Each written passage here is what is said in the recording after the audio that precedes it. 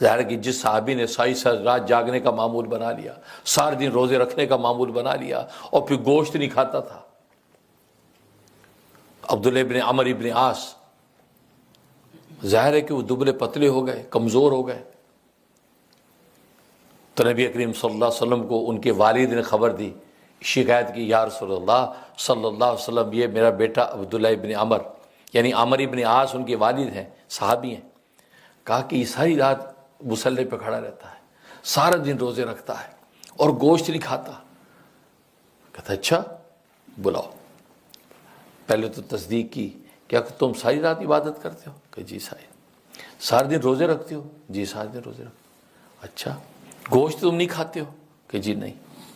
اصل میں اس زمانے میں گوشت نہ کھانے کے بارے میں ایک تصور تھا کہ اگر انسان روحانیت کی منازل طے کرنا چاہتا تو گوشت نہ کھائے، کیونکہ گوشت کھانے سے انسان کی جنسی اور سفلی خواہشات ابھرتی ہیں، جس کے نتیجے میں اس کی عبادات میں خلل لاحق ہوتا ہے۔ تو زمانہ جاہلیت نے تصور بنا رکھا تھا تو گوشت نہ کھانے سے گویا کہ روحانی ترقی ہوتی ہے۔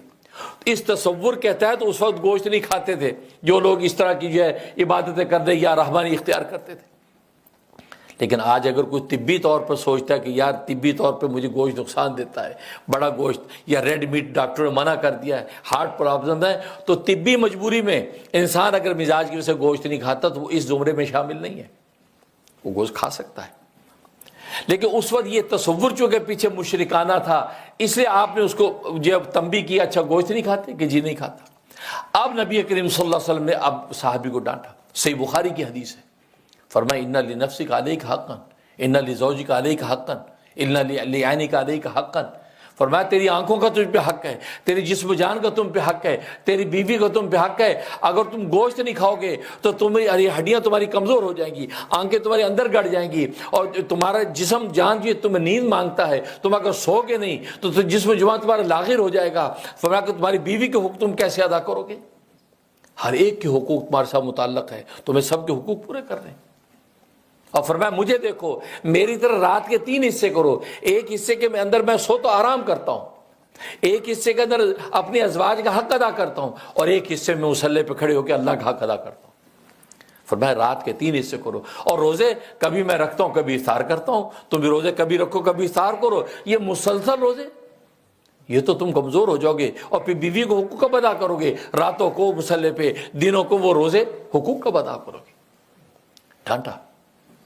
دیکھو اس کا مطلب یہ ہے کہ جسم و جان، یہ سب سے پہلی خدمت تو ہمارے اوپر اپنے جسم و جان کی آتی ہے۔ اپنے جسم و جان کو اچھی خوراک دیں، اچھا پلائیں، اچھا سلائیں، اچھا کھلائیں، گویا کہ جب جسم و جان آپ کا قوی ہوگا، طاقتور ہوگا، تو تبھی آپ کسی عبادت کے قابل ہوں گے، تبھی آپ کسی خدمت کے قابل ہوں گے۔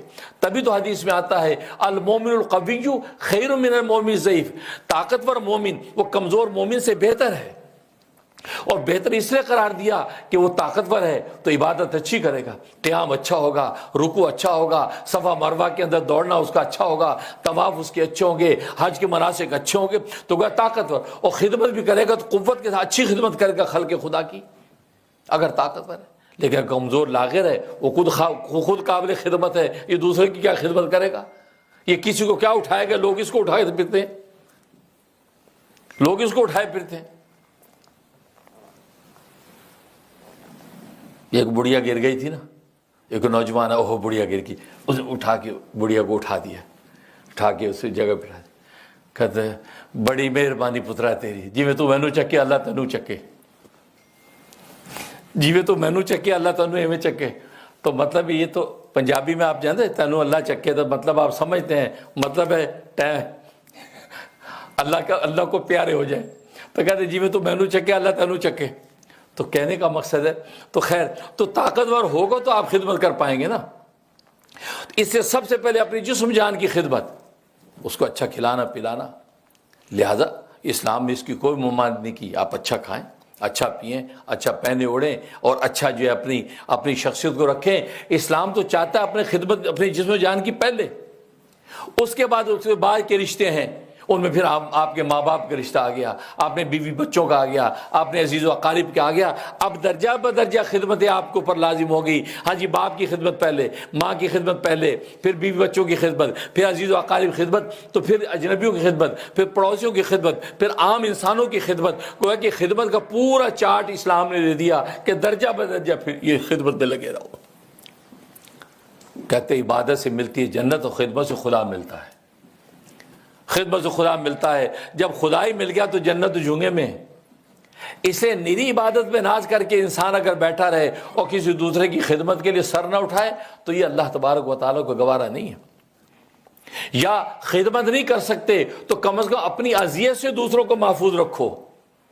ایک خدمت میں تو آپ دوسروں کو بینیفٹ پہنچا رہے ہیں، لیکن اذیت میں تو آپ کسی کو تکلیف پہنچا رہے ہیں۔ فرمایا اگر خدمت کا حوصلہ نہیں ہے تو لیکن آپ کسی کو اذیت نہ پہنچائیں، اپنے کلام سے، اپنے حالات سے، اپنے اعمال سے، اپنے افعال و اقوال سے اور اپنے مال سے کسی کو اذیت و تکلیف نہ پہنچائیں۔ اپنے مال اسباب کو روک کے رکھیں، ظلم میں خرچ نہ کریں، تو گویا کسی کو ایذا نہ پہنچائیں۔ تبھی تو بخاری شریف کی حدیث ہے، فرمایا کہ المسلم من سلم المسلمون من لسانی و یدی، کہ حقیقی مسلمان اور اصلی مسلمان وہ ہے کہ جس کے زبان اور ہاتھ کی ایذا سے دوسرے مسلمان محفوظ رہے۔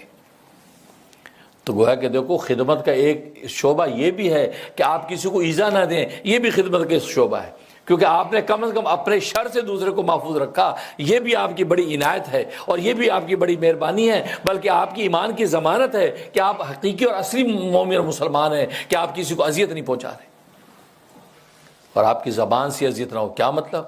زبان سے انسان اپنے اقوال سے اذیت پہنچاتا ہے، زبان سے اپنے قول سے ایسا جملہ کہہ دیا، ایسی بات کہہ دی کہ اس کا کلیجہ کٹ گیا، اس کو تکلیف ہوئی کہ یار کیا بات اس نے کہہ دی۔ ایک قول اور ایک اس زبان کا عمل، زبان سے منہ چڑھا دیا، یوں کر دیا، اب اس کو تکلیف ہوئی نا، اذیت ہوئی۔ اب آج کل وہ گاڑیاں گزرتی ہیں، کسی کو مسٹیک کر لی تو منہ نکال گیا، یوں کر کے آگے نکل جاتا ہے، تو گاڑی والا پیچھو ہارم مارتا رہے، بس پکڑ اسی منہ چڑھایا مجھے، اب اذیت دی نا۔ تو یہ زبان سے بڑا زبان چڑھانا بھی ایک عمل ہے، فرمایا یہ بھی نہ کرو، اسی میں اذیت نہ پہنچاؤ۔ تو گویا کہ آپ زبان کی ایذا سے دوسروں کو محفوظ رکھیں، اور ہاتھ کی ایذا، اور ہاتھ کی ایذا کا مطلب ہے کہ اس کو تھپڑ مار دیا، تماچا مار دیا، مکہ مار دیا، ایک یہ ہے، اور دوسرا ہاتھ کے اشارے سے اس کو دے دی، ہاتھ کے اشارے سے اس کو تکلیف دے دی۔ جیسے یہاں مغربی دنیا میں انگوٹھا یوں کر دو، کہتا ہے تھم دکھا، مطلب واہ گڈ۔ اب آپ یوں کرنے سے اس کو تکلیف ہوئی کہ یار یہ مجھے لوزر کر دیا اس نے، تو آپ کو ایزی ہوئی نا۔ تو ایک بندہ لوزر نہیں، آپ نے یوں کر دیا تو اس کو تکلیف ہوگی۔ نبی نے کہا نہیں، آپ اپنے ایسے عمل سے بھی، ہاتھ کے ایسے عمل سے بھی تکلیف نہ پہنچاؤ۔